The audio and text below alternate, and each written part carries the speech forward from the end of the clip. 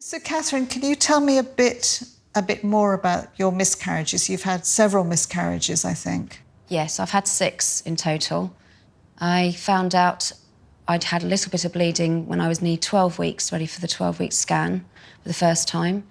I then was told to go early for the scan, and I found out that I'd miscarried.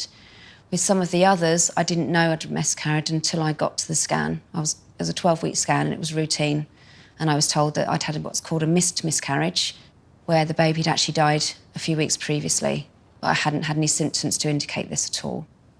My fiancé and I got married, so I wanted a baby straight away. That was brilliant. That was fine, that pregnancy. I had my little boy, Max, who's now 4.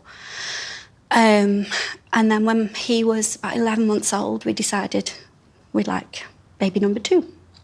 And I got pregnant the first month of trying. And then I went for the 12-week scan, but I was actually 13 weeks, I think.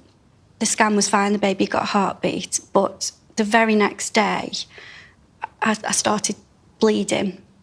I was told that for whatever reason, and they couldn't tell you the reason why, that the pregnancy had stopped. The baby had stopped growing, they couldn't find a heartbeat. That's the information the radiographer gave us. And then that's when you go a bit numb and you don't really take a lot more in what is said at that point. The doctor at the hospital checked and did an internal and thought that I was suffering a threatened miscarriage. But that as far as he was concerned, everything looked or felt okay.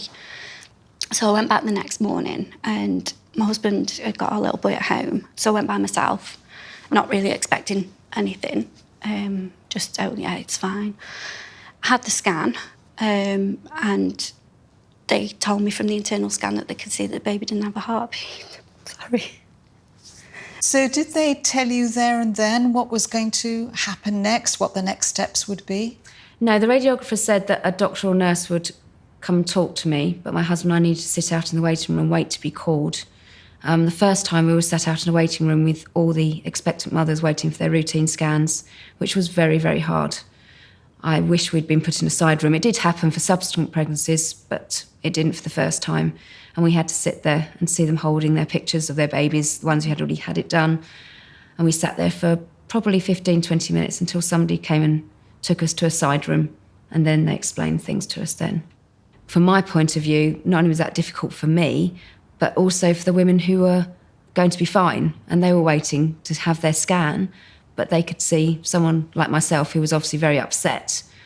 A doctor came and asked, we can offer you an operation to remove the baby's remains, but you need to tell us now if that's going to happen. Had they talked about any other options at that point? I think it was surgery or not surgery. If I had the surgery, they would medically remove the baby. If I didn't, I'd go home and let nature take its course. And I was all over the place. And so it was a nurse, I think, that actually said to me, look, if you want to go home, make your mind up, but you need to call us back by lunchtime. I remember it very specifically. You need to ring us by 12 o'clock to tell us. I wish the doctor had told me what would happen if I'd gone home. In hindsight, had I been told, there's no way I would have left the hospital. No way, because what happened next was just horrendous.